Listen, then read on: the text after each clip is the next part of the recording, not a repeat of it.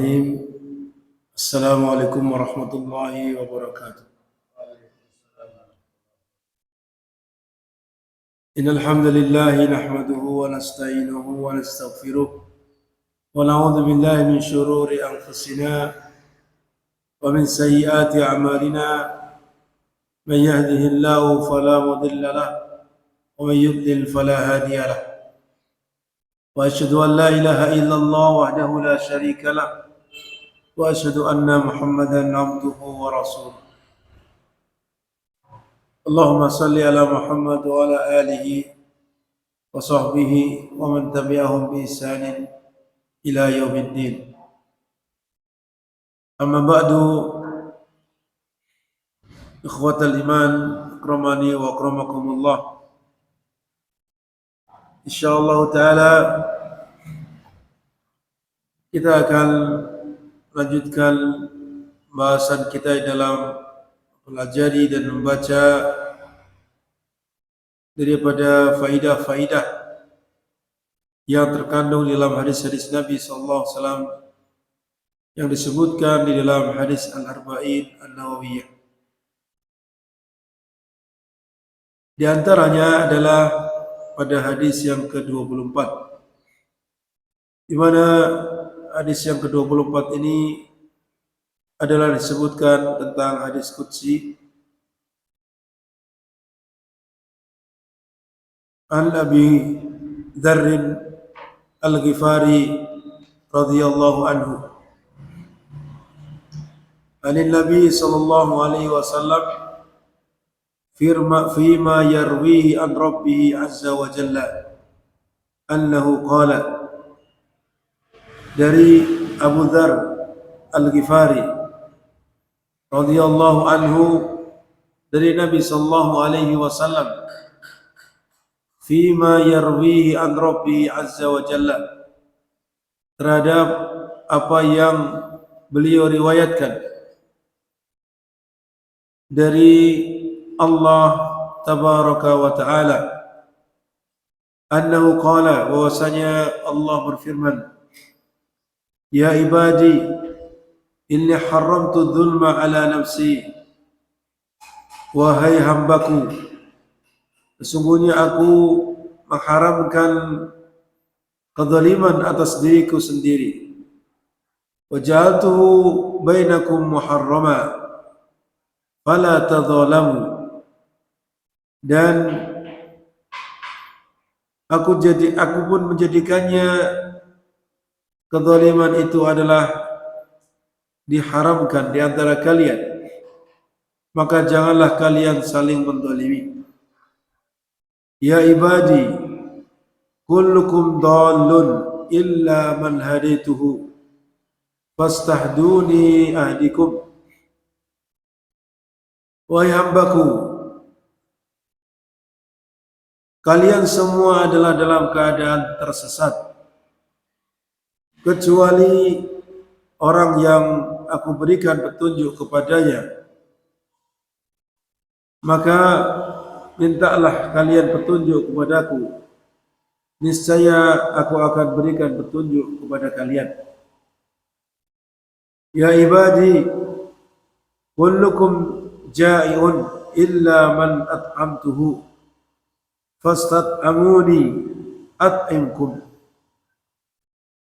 fastat'amuni atau fastat'imuni ut'imkum. Wahai hambaku, semua kalian dalam keadaan lapar kecuali orang yang aku berikan makanan kepadanya. Oleh karenanya mintalah kalian makan kepadaku, niscaya akan aku berikan makanan kepada kalian. Ya ibadi kullukum 'arin illa man kasautuhu fastaksuni aksukum. Wahai hambaku, kalian semua dalam keadaan tidak berpakaian kecuali orang yang aku berikan padanya pakaian, maka mintalah kalian kepadaku pakaian. niscaya aku akan berikan kepada kalian pakaian. Ya ibadi, innakum tukhti'una bil-laili wan-nahari wa ana aghfiru dzunuba jami'a. Fastaghfiruni aghfir lakum. Wahai hambaku, sesungguhnya kalian semua melakukan kesalahan di siang, di malam hari dan juga di siang hari. Sedangkan aku adalah mengampuni dosa-dosa semuanya. Maka mintalah ampunan kalian kepadaku. Niscaya aku akan ampuni kalian. Ya ibadi, innakum lan tablughu darri fatadurruni wa lan tablughu naf'i fatanfa'uni. Wahai hambaku, sesungguhnya kalian tidak akan dapat sampai kepada membahayakanku sehingga kalian dapat memberikan madarat kepadaku. Walan tablughu naf'i, dan tidak pula kalian sampai dapat memberikan manfaat kepadaku, fatanfa'uni, sehingga kalian memberikan manfaat kepadaku. Ya ibadi, law anna awwalakum wa akhirakum wa insakum wa jinnakum kanu ala atqa qalbi rajulin wahidin minkum ma zada dhalika fi mulki syai'a. Wahai hambaku, kalau sesungguhnya orang-orang yang pertama dari kalian hingga orang-orang yang terakhir dari kalian, dari bangsa manusia ataupun bangsa jin di antara kalian, yang mana mereka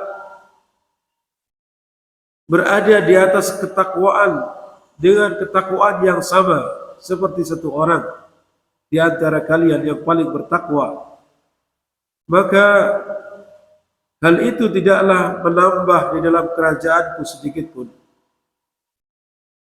Ya ibadi, law anna awwalakum wa akhirakum wa insakum wa jinnakum kanu ala afjari qalbi rajulin wahidin minkum ma naqasa dhalika bil mulki syai'a. Wahai hambaku, kalaulah orang-orang yang pertama dari kalian hingga akhir kalian, dari bangsa manusia ataupun jin, mereka berada di atas kefajiran yang paling fajir, seperti seorang yang paling fajir, sama sepertinya di antara kalian, ma naqasa dhalika bil mulki syai'a, maka tidaklah berkurang, hal itu tidaklah akan mengurangi sedikit pun kekuasaanku atau kerajaan. Ya ibadi, law anna awwalakum wa akhirakum wa insakum wa jinnakum qamu fi sa'idin wahid fas'aluni fa'ataitu kulla wahidin mas'alatahu ma naqasa dhalika bima indi illa kama yanqusul mikhyatu idza udkhila al-bahra. Wahai hambaku,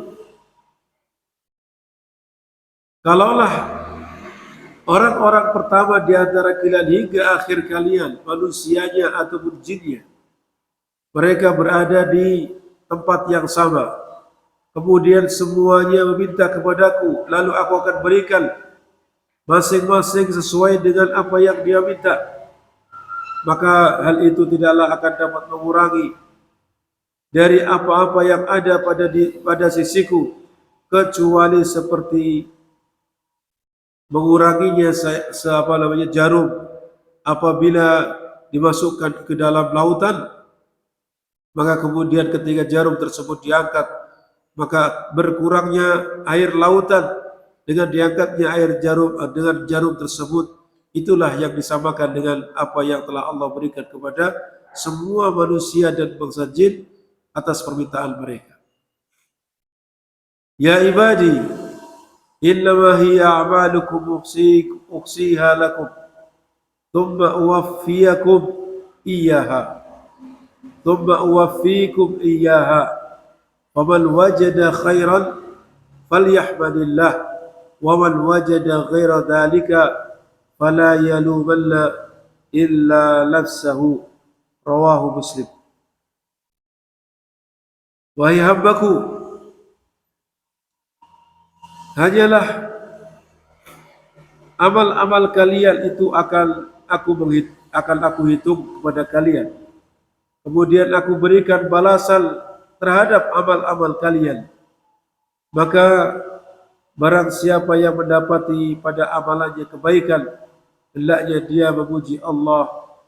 Dan barang siapa yang mendapati pada amalannya keburukan atau selain itu, fala yalumanna illa nafsahu, maka janganlah dia mencela kecuali dirinya sendiri. Hadis ini adalah hadis Muslim, hadis qudsi yang panjang yang di dalamnya terdapat faidah yang sangat banyak insyaallah taala. Disebutkan yang pertama di sini, ahibati fillah, akramani wa akramakumullah, bahwa hadis ini diriwayatkan oleh seorang sahabat dari Abu Dzar Al-Ghifari, yang mana perawi ini sudah disebutkan penjelasannya pada hadis yang ke-18. Kemudian beliau menyebutkan bahwa dari Nabi sallallahu alaihi wasallam pada apa yang beliau riwayatkan dari Rabbnya Azza wa Jalla. Ini yang seperti ini adalah merupakan ciri khas daripada hadis qudsi. Ya, ketika ada penyebutan anil Nabi sallallahu alaihi wasallam, diriwayatkan dari Nabi sallallahu alaihi wasallam pada apa-apa yang beliau meriwayatkannya dari Rabbnya Azza wa Jalla. Ini adalah di antara lafaz yang menunjukkan hadis tersebut adalah hadis qudsi. Ya, hadis tersebut adalah hadis qudsi. Di mana para ulama menjelaskan bahwa hadis itu ada hadis qudsi, kemudian hadis nabawi. Hadis qudsi ada juga hadis nabawi, di mana ada perbedaan antara keduanya. Kalau hadis qudsi dinisbatkan kepada Al-Quds, Al-Quddus, yaitu Allah Tabaraka wa Ta'ala yang Maha Suci. Oleh karena itu disebut Al-Hadis Al-Qudsi.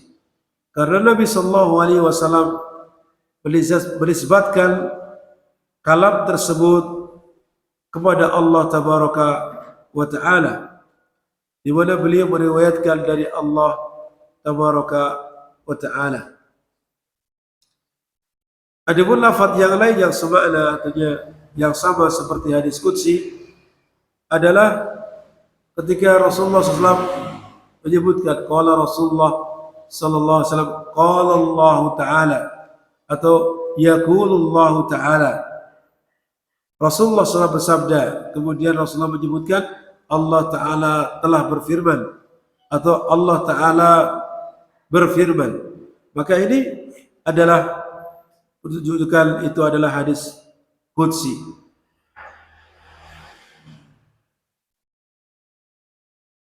Para ulama menyebutkan di sana ada perbedaan yang sangat banyak terhadap antara Al-Quran dengan hadis qudsi. Walaupun sama-sama itu adalah merupakan dinisbatkan kepada Allah Tabaraka wa Ta'ala.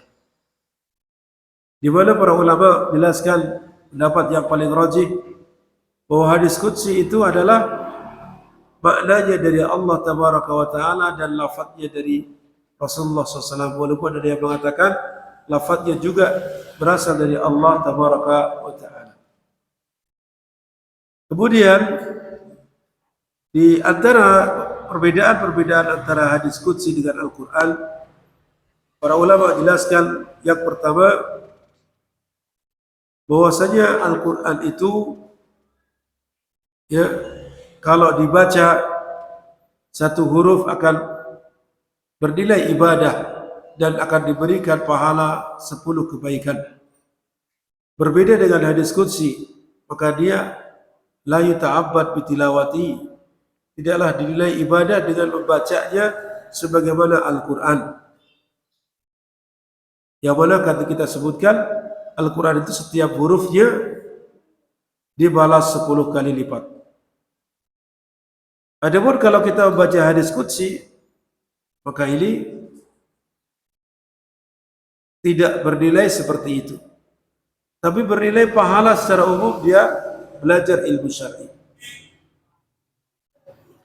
Kemudian yang kedua di antara perbedaannya adalah bahwa Allah Tabaraka wa Ta'ala menantang orang-orang kafir, orang-orang Quraisy atau bangsa Arab secara seluruhnya untuk mendatangkan semisal Al-Quran atau semisal 10 surat dari Al-Quran, atau menantang mereka 1 surat saja dari yang sama seperti Al-Quran. Tetapi mereka tidaklah mampu, hingga hari kiamat tidak akan ada yang dapat mampu menandingi seperti apa yang ada dalam Al-Quran. Adapun diskusi maka tidak demikian. Diskusi maka tidak demikian. Kemudian yang berikutnya di antara perbedaannya bahwa Al-Quran tidak boleh dibaca secara makna. Al-Quran tidak boleh dibaca secara makna. Ini berdasarkan kesepakatan para kaum muslimin, ijma kaum muslimin. Adapun diskusi maka hal itu dibolehkan meriwayatkannya secara makna. Kemudian di antara perbedaan yang lain Al-Quran dengan hadis qudsi adalah Al-Quran disyariatkan dibaca di dalam Al-Quran. Al-Quran disyariatkan dibaca di dalam salat maksudnya. Bahkan bisa jadi salat tidak sah kalau tidak dibaca di dalamnya surat Al-Fatihah. Dan surat Al-Fatihah bagian dari ayat Al-Quran. Berbeda dengan hadis qudsi. Hadis qudsi tidak disyariatkan untuk dibaca di dalam salat. Bahkan bisa jadi ini akan mengurangi nilai pahala daripada salat. Kalau dia membaca hadis qudsi dalam salat, ini berarti mengurangi atau menambah-nambah. Nah, kemudian yang berikutnya di antara perbedaannya adalah bahwa Al-Quran tidak boleh menyentuhnya kecuali orang yang suci. Ya, berbeda dengan hadis qudsi, maka tidak disyaratkan untuk suci. Al-Quran tidak boleh dibaca oleh orang yang sedang dalam keadaan junub sampai dia mandi janabah, menurut pendapat yang kuat dalam masalah ini. Berbeda dengan hadis qudsi. Adapun hadis qudsi maka tidak demikian. Boleh orang yang dalam keadaan junub membacanya. Itu di antara perbedaan-perbedaan yang disebutkan oleh para ulama terkait dengan Al-Quran dan hadis qudsi. Kemudian yang selanjutnya dalam hadis tadi disebutkan bahwasanya Nabi SAW meriwayatkan dari apa yang diriwayatkan dari Rabbnya Azza wa Jalla, di mana Allah Ta'ala berfirman, Ya ibadi inni haramtu dzulma ala nafsi. Wahai hambaku, ini adalah seruan dari Allah Azza wa Jalla kepada para hambanya. Tentunya yang masuk pertama kali di sini adalah Nabi kita Muhammad sallallahu alaihi wasallam. Ya, yang itu mencakup kepadanya hamba peribadatan secara umum, penghambaan secara umum ataupun penghambaan secara khusus. Kemudian Allah Ta'ala menyebutkan dalam sabda firman-Nya tadi, inni haramtu dzulma ala nafsi. Sesungguhnya aku mengharamkan kezaliman terhadap diriku. Artinya Allah Ta'ala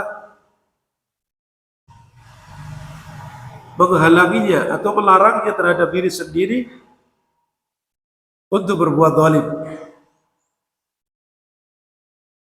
Padahal Allah tentunya akan mampu. Kalau Allah ingin berbuat zalim, Allah sangat mampu untuk melakukannya.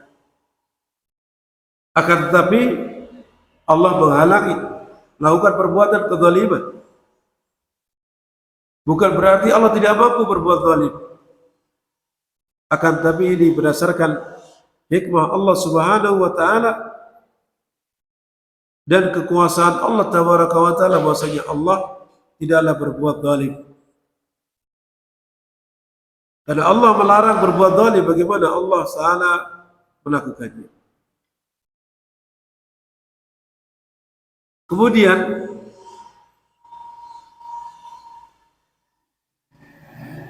waja'altuhu bainakum muharrama, dan aku menjadikan perbuatan zalim tersebut di antara kalian adalah diharamkan. Yani pertama, Allah mengharamkan perbuatan zalim terhadap diri Allah Tabaraka wa Ta'ala sendiri. Kemudian juga menjadikan perbuatan zalim itu dilarang untuk para hambanya secara umum. Oleh karena itu Allah melarangnya, fala tadzalamu, maka janganlah kalian saling berbuat zalim. Janganlah kalian saling menzalimi antara sebagiannya kepada sebagian yang lain. Kemudian selanjutnya, perbuatan zalim ini tentunya bermacam-macam. Ada perbuatan zalim yang paling besar, yaitu sebuah berupa kesyirikan. Di mana Allah Ta'ala berfirman, inna syirka la dzulmun adzim. Sesungguhnya kesyirikan itu adalah merupakan perbuatan kezaliman yang paling besar. Oleh karenanya Allah sangat murka apabila ada hamba-Nya kemudian melakukan perbuatan kesyirikan ini.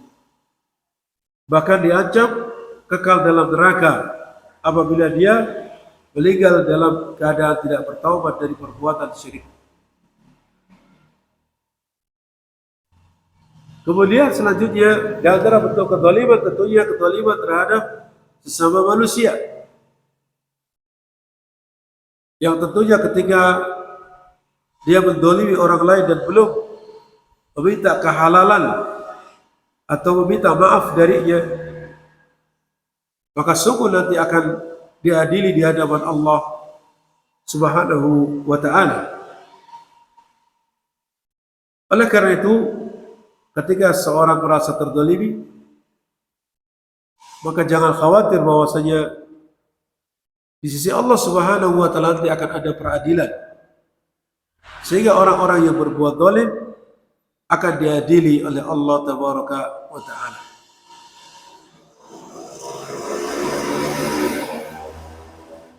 Kemudian selanjutnya, di dalam hadis qudsi ini disebutkan, ya ibadi, kullukum dhalun, wahai hambaku, sesungguhnya kalian semua itu dalam keadaan tersesat. Tersesat jadi jarang yang lurus.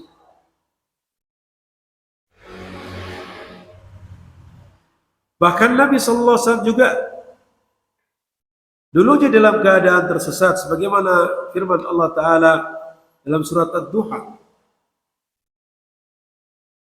wa wajadaka rabbuka dhalan fahada. Sesungguhnya Rabbmu mendapati dirimu dalam keadaan tersesat, lalu Allah memberikan petunjuk kepadamu. Ini Nabi sallallahu alaihi wasallam itu juga diberikan taufik hidayah oleh Allah Subhanahu wa Ta'ala sehingga terhindarkan dari kesesatan. Maka kita juga secara umum manusia dan jin. Dikatakan di sini kullukum dhalun, semua kalian dalam keadaan tersesat dari jalan yang lurus. Illa man hadaituhu, kecuali orang-orang yang aku berikan petunjuk kepadanya. Berarti di sini secara umum manusia itu dalam kesesatan. Seluruh dunia sejak zaman Nabi Adam hingga akhirnya dalam keadaan sesat, kecuali yang Allah berikan petunjuk kepadanya. Dan tentunya yang diberikan petunjuk tidak sebanyak orang-orang yang disesatkan. Ay 'allamtuhu wa wafaqtuhu, yaitu Allah Ta'ala maksudnya di sini illa man hadaitu, kecuali yang aku berikan kepadanya ilmu, berikan kepadanya taufik, lalu dengan taufik itu dia dapat mengamalkan ilmu tersebut. Nah, di sini Allah berikan ilmu itu berupa hidayah, irsyad. Mungkin orang tahu ini dilarang, itu diperintahkan. Salat itu wajib, ya, menutup aurat itu wajib. Akan tapi tidak semua kemudian mendapatkan hidayah untuk bisa mengamalkan. Tahu bahwasanya perbuatan ini adalah dilarang. Itu Allah larang, kemudian ada ancamannya, tapi tetap saja dia melanggarnya. Ini juga menunjukkan dia diberikan hidayah berupa pengetahuan, berupa ilmu, tapi tidak diberikan hidayah berupa taufik, yaitu untuk mengamalkan ilmu tersebut. Oleh karena itu, hadirkan dalam diri kita ketika kita mengucapkan ihdinas siratal mustaqim, ya, dalam salat-salat kita, ketika kita membaca kalimat ayat Allah ihdinas siratal mustaqim, hadirkan dalam diri kita, kita meminta kepada Allah hidayah, baik itu hidayah berupa bimbingan, hidayah ilmu, dan juga hidayah mengamalkan ilmu, hidayah irsyad ataupun hidayah taufik. Oleh karena itu kemudian Allah Ta'ala beritakan kepada kita fastahdu ahdikum, maka mintalah kalian kepadaku hidayah, jangan kalian minta hidayah kepada selainku, niscaya akan aku berikan hidayah kepada kalian. Ini tidak lain seperti apa? Ud'uuni astajib lakum, mintalah kalian kepadaku, niscaya akan aku berikan kepada kalian, akan aku ijabahi kalian.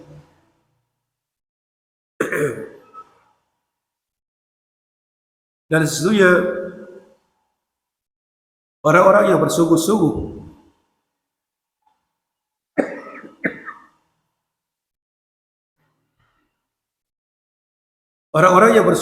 di dalam mencari hidayah, niscaya Allah akan berikan kepadanya, Allah akan mudahkan jalannya. Di mana Allah Ta'ala berfirman, walladzina jahadu fina lanahdiyannahum subulana, dan orang-orang yang mereka bersungguh-sungguh mengeluarkan seluruh kemampuan dan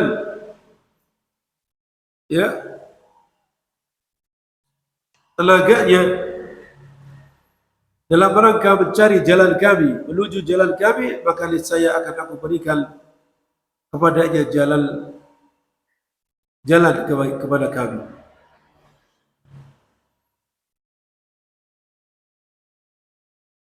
Oleh karena itu perbanyaklah kita minta hidayah kepada Allah, agar Allah berikan hidayah kepada kita, baik itu hidayah irsyad berupa ilmu syar'i ataupun hidayah taufik, agar kita bisa mengamalkan ilmu yang sudah kita dapatkan, sehingga kita bisa bahagia di dunia dan juga akhirat. Kemudian selanjutnya, ya ibadi, kullukum ja'iun illa man at'amtuhu. Wahai hambaku, kalian semua dalam keadaan ja'i, dalam keadaan lapar, tidak bisa mendapatkan makanan, kecuali orang yang aku berikan kepadanya makanan. Dan ini mencakup kepada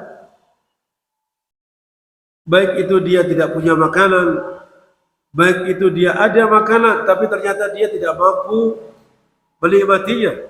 Mungkin dia mampu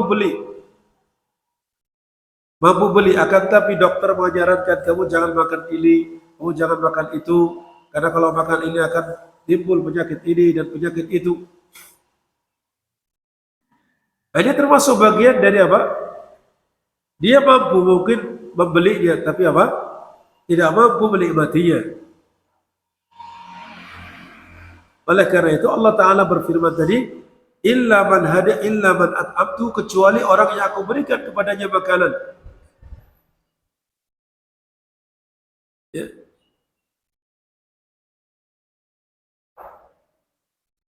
Kalau kita melihat siapa yang dapat melumpuhkan tumbuhan sehingga tumbuh padi, sehingga tumbuh jagung, sehingga tumbuh sayuran, sehingga tumbuh segala yang kita butuhkan berupa makanan, tidak lain adalah itu semua adalah Allah Tabaraka wa Ta'ala. Oleh karenanya suatu tempat diberikan di situ panen yang baik, suatu tempat di situ diberikan panen yang tidak baik. Itu semuanya adalah berdasarkan kehendak Allah Subhanahu wa Ta'ala, di mana Allah akan memberikan makanan kepada mereka. Mungkin barangkali di situ tidak ada tumbuhan sama sekali, seperti di Jazirah Arab, di Saudi Arabia khususnya. Saya selama di sana belum ada pernah melihat ada tanaman padi. Akan tetapi beras melimpah di sana. Bahkan beras ya, yang datang dari berbagai negeri ada. Sampai-sampai Pandan Wangi pun beras ada di sana. Ada beras Mesir, ada beras India, ada beras Pakistan, ada beras Thailand, ya, dan seterusnya, termasuk Pandan Wangi itu. Nah, ini menunjukkan bahwasanya Allah yang mendatangkan itu, menjadikan mereka bisa menikmati makanan itu. Ya. Maka demikian. Walaupun di sana tidak ada tanaman padi, mungkin hanya daerah-daerah tertentu yang di situ banyak air, kandungan airnya banyak.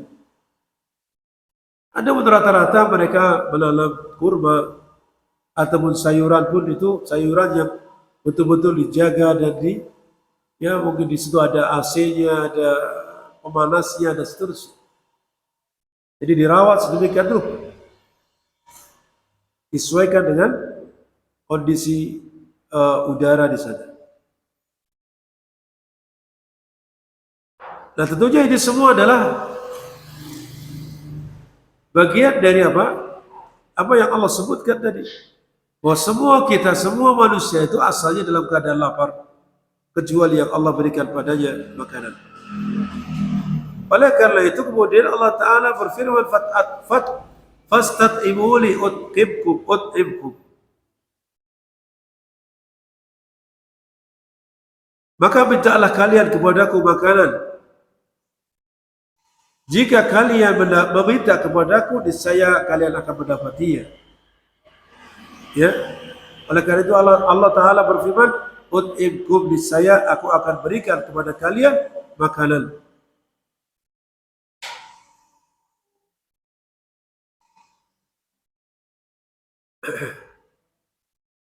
Fastat'imu di sini adalah mencakup di situ meminta makanan secara langsung kepada Allah, atau juga termasuk juga meminta pekerjaan, dimudahkan dalam bekerja, dimudahkan dalam mencari rezeki, ya, dimudahkan dalam mendapatkan karunia Allah Subhanahu wa Ta'ala yang ada di muka bumi ini. Itu termasuk bagian dari minta makanan kepada Allah Subhanahu wa Ta'ala.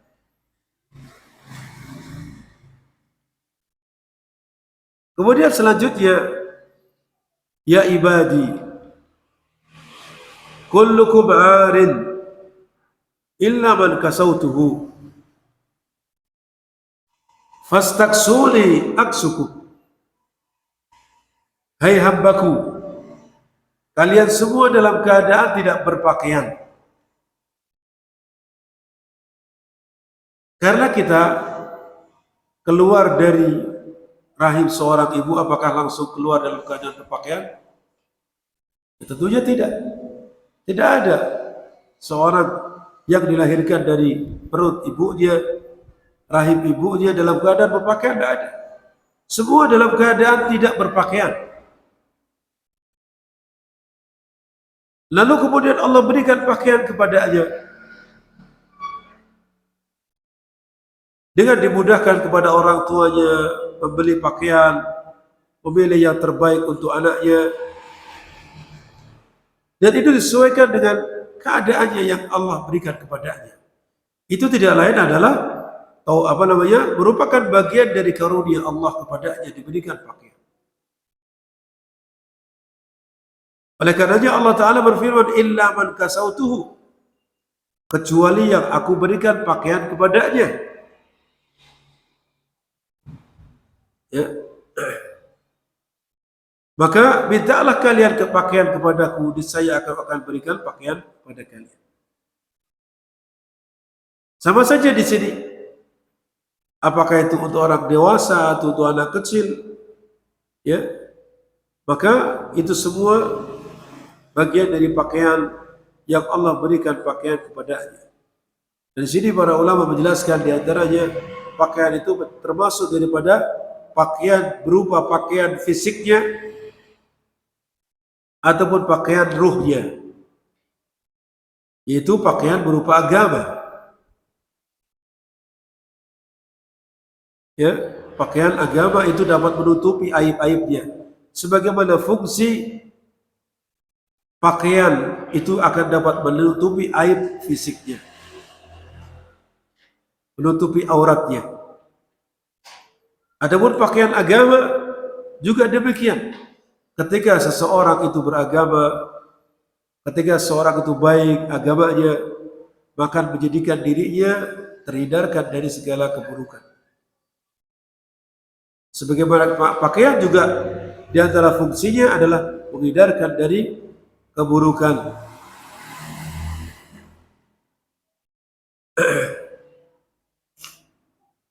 Penyakit ataupun yang lainnya. Kemudian selanjutnya, di dalam hadis tersebut disebutkan, ya ibadi innakum tukhti'una bil laili wan nahar. Wahai hambaku, sesungguhnya kalian itu tukhti'un. Tukhti'un itu maksudnya ya melakukan kesalahan, menjauhi yang benar. Karena perbuatan-perbuatan itu bisa kalau tidak salah ya benar, kalau tidak benar ya salah, begitu.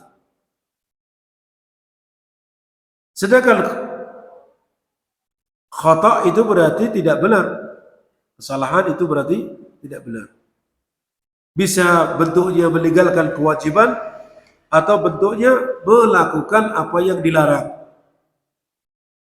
Ya, itu sebuah kesalahan. Bentuknya bisa meninggalkan kewajiban atau melakukan apa yang diharamkan.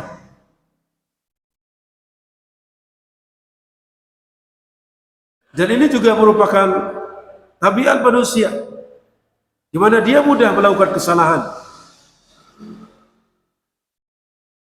Ya, bahwasanya anak Adam itu mudah salah dan mudah lupa. Tempatnya salah dan tempatnya lupa. Bil-laili wan nahar. Di sini maksudnya adalah bisa jadi dia melakukan kesalahan itu di malam hari ataupun di siang hari.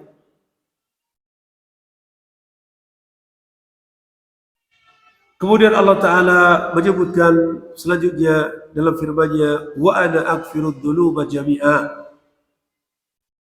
Walaupun demikian manusia banyak melakukan kesalahan. meninggalkan kewajiban, melakukan yang diharamkan, akan tapi di sini bentuk rahmat Allah, bentuk kasih sayang Allah, bahwasanya Allah adalah yang mengampuni segala dosa-dosa. Wa ana aghfiru dzunuba jami'an. Dan sayalah yang akan mengampuni dosa-dosa semuanya. Maksudnya saya tutupi dan saya maafkan mahma kathurat, walaupun banyak dosa tersebut, walaupun besar dosa tersebut, akan tetapi membutuhkan istighfar, akan tetapi membutuhkan taubat kepada Allah Subhanahu wa taala, atau melakukan amal-amal kebaikan supaya diampuni, supaya dapat menghapuskan dosa-dosa itu. Oleh karena itu Allah Ta'ala berfirman, fastaghfiruni aghfir lakum. Oleh karena itu mintalah kalian kepadaku ampunan, niscaya akan aku ampuni kalian. Jika jujur, jika betul-betul minta ampunan kepada Allah, niscaya Allah akan ampuni dosa-dosanya. Misalkan dengan cara meminta ampun kepada Allah dengan doa, Allahumma ighfirli, ya Allah ampunilah aku, atau astaghfirullah wa atubu ilaih, astaghfirullah wa atubu ilaih, aku mohon ampunan kepada Allah dan bertaubat kepadanya. Maka yang seperti ini ketika dia bertaubat, meminta ampunan kepada Allah dengan sungguh-sungguh terhadap dosa yang dia lakukan, dia mengakui dosanya, apalagi dosa yang barangkali dosa besar, dia sungguh-sungguh menyesali, taubatan nasuha, niscaya Allah akan mengampuninya dan menerima taubatnya. Atau melakukan perbuatan-perbuatan yang di situ dapat menghapuskan dosa-dosa. Ya, ini tentunya para ulama menyebutkan maksudnya dosa-dosa kecil. Ya, walaupun barangkali kita tidak tahu atau tidak ingat dosa-dosa kecil yang kita lakukan, maka dengan kita melakukan amalan saleh itu akan terhapuskan.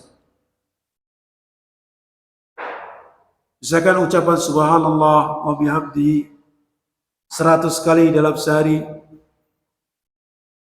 ya, atau di pagi hari, kemudian di sore hari, niscaya dia akan diampuni dosanya,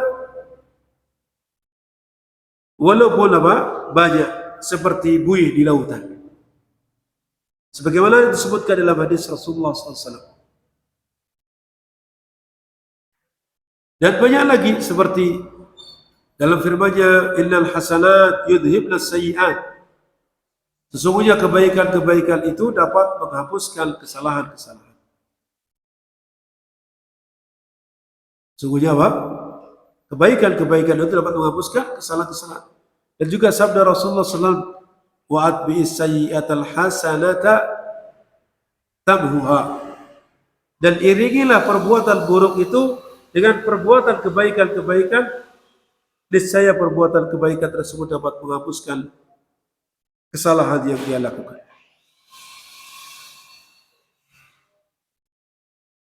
Kemudian berikutnya,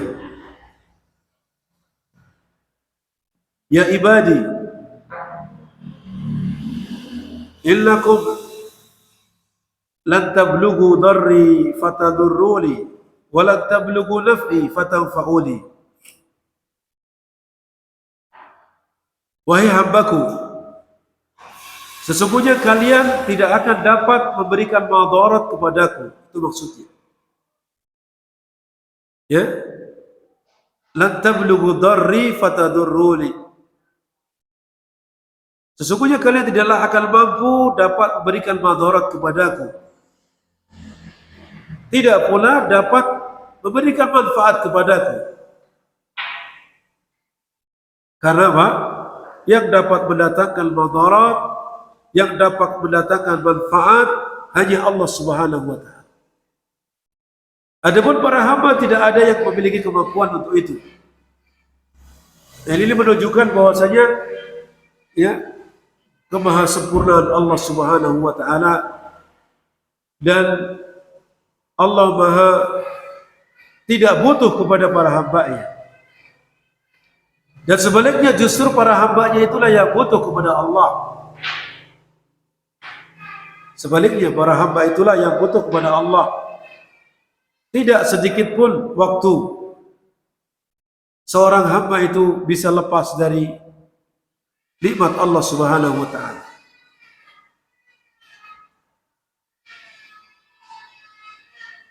Kemudian Allah Ta'ala berfirman dalam hadis ini,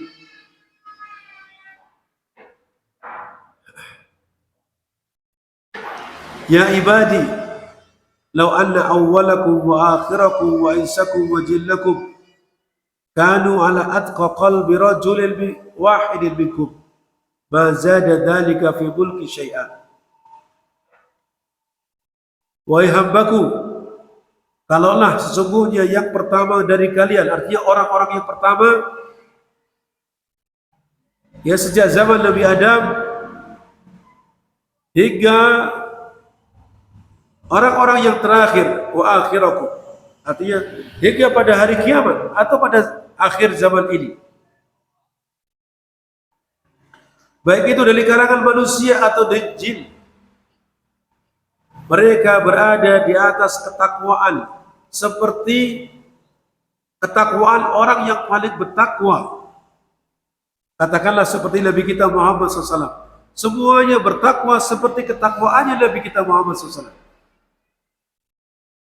Maka Allah Ta'ala menyatakan, ma zada dzalika fi mulki syai'an.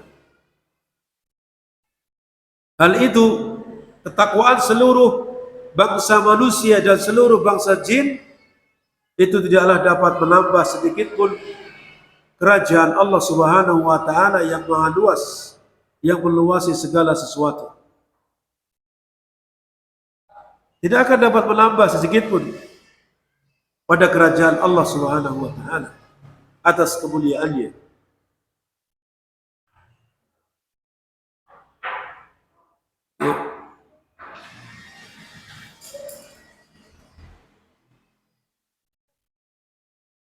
Kemudian yang selanjutnya, ya ibadi law anna awwalakum wa akhirakum wa insakum wa jinnakum kanu ala afjari qalbi rajulin wahid minkum ma naqasa dhalika bil mulki syai'an.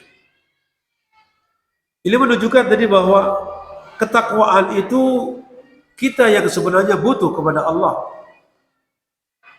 Allah kalau kita mau bertakwa, tidak bertakwa, itu tidaklah menjadikan Allah lebih kaya, Allah lebih semakin berkuasa, Allah semakin tidak. Justru ketika seorang hamba tidak bertakwa kepada Allah, itu dia sendiri yang rugi. Dan ketika dia bertakwa kepada Allah, dialah yang akan mengambil manfaatnya. Dan sebaliknya di sini Allah Ta'ala berfirman, wahai hambaku, kalaulah orang-orang pertama dari kalian sampai orang-orang yang terakhir dari kalian, bangsa jin, bangsa manusia dan juga jin, mereka berada di atas kefajiran. Seperti apa? Salah seorang di antara kalian yang paling fajir, katakanlah yang paling fajir adalah seperti Fir'aun, semuanya seperti Fir'aun misalkan, maka itu tidaklah dapat mengurangi sedikit pun kerajaan Allah Subhanahu wa taala. Tidak akan dapat mengurangi kerajaan Allah sedikit pun.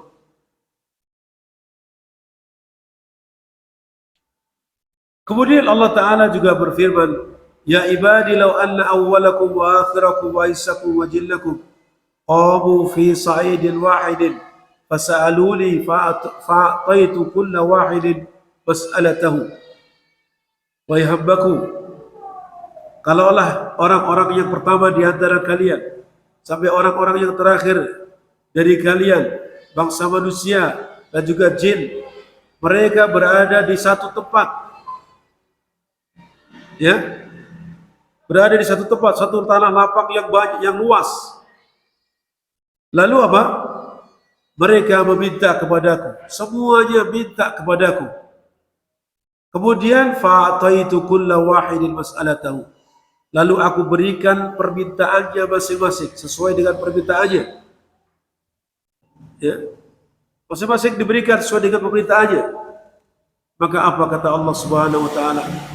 Mana naqasa dzalika, hal itu tidaklah akan dapat mengurangi mimma indi, apa-apa yang ada pada sisiku,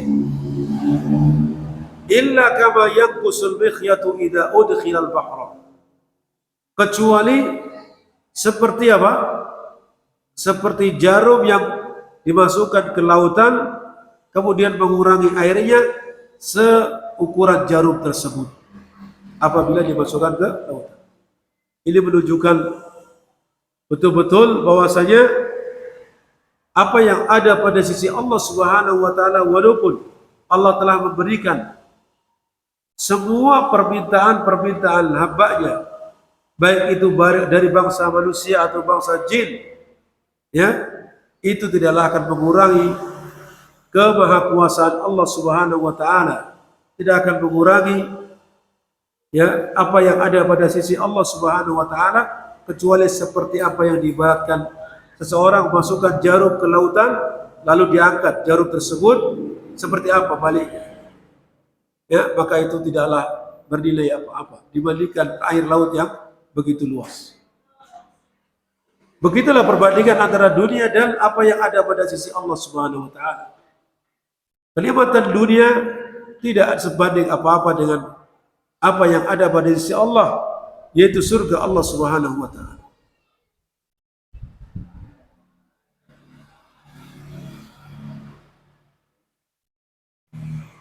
Oleh karena itu kita jangan terbalik mengedepankan apa yang kita inginkan dari dunia ini, padahal dunia yang apabila Allah berikan semua permintaan seluruh manusia dan jinnya, niscaya hanya diibaratkan seperti tadi. Adapun kenikmatan akhirat maka begitu luas. Kemudian yang selanjutnya di sini disebutkan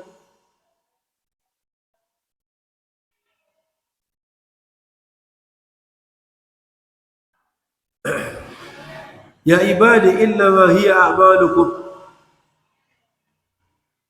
ukhsiha lakum thumma uwaffikum iyyaha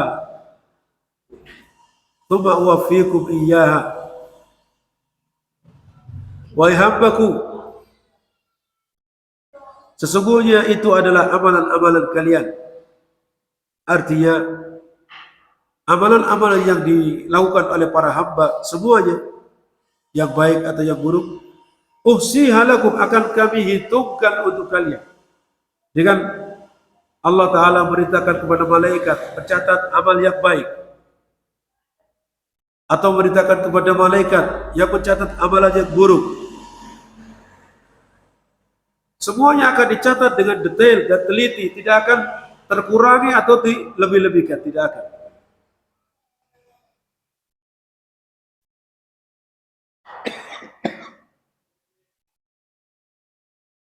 Kemudian Allah Subhanahu wa taala menyebutkan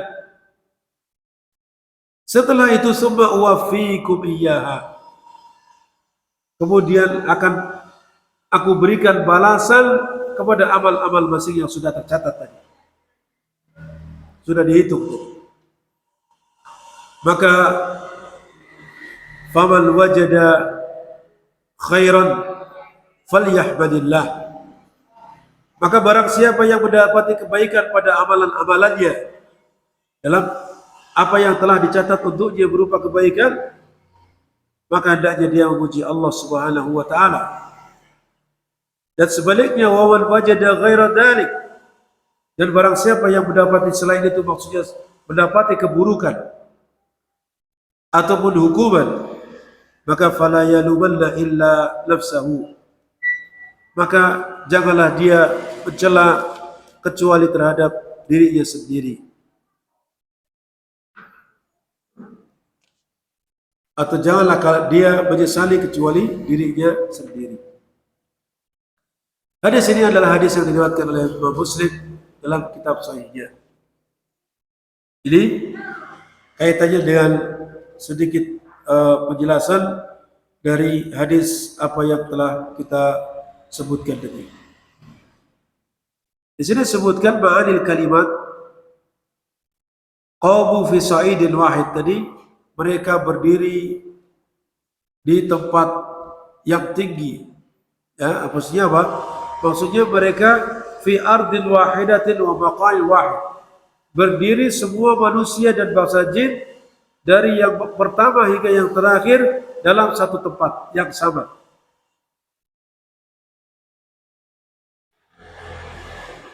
Kemudian disebutkan illa kama yanqusul mikhyat. Al-mikhyat maksudnya al-ibrah, jarum. Ukhsiha, yaitu adbatuha wa ahfaduha bi ilmi wa malaikati. Adbatuha maksudnya saya cermati dan saya jaga amalan-amalan tersebut, baik itu berdasarkan ilmuku ataupun catatan para malaikat. Wa fikum iyyaha, saya akan penuhi atau balas kepada perbuatan-perbuatan tersebut. Maksudnya utikum jazaaha wafiyan tam, saya akan berikan kepada kalian balasannya, balasan yang sempurna sesuai dengan perbuatannya. Il khairan fa khairun wa in syarran fa syarrun. Jika amalannya baik maka balasannya juga baik. Jika amalannya buruk maka balasannya juga buruk. Ini barangkali yang bisa kita baca pada pertemuan hari ini. Mudah-mudahan kita bisa sambung pada pertemuan berikutnya tentang faidah dari hadis ini insyaallah ta'ala. Baik, kita akhiri kafaratul majlis. Subhanakallahumma wa bihamdika asyhadu an la ilaha illa anta astaghfiruka wa atubu ilaik. Assalamualaikum.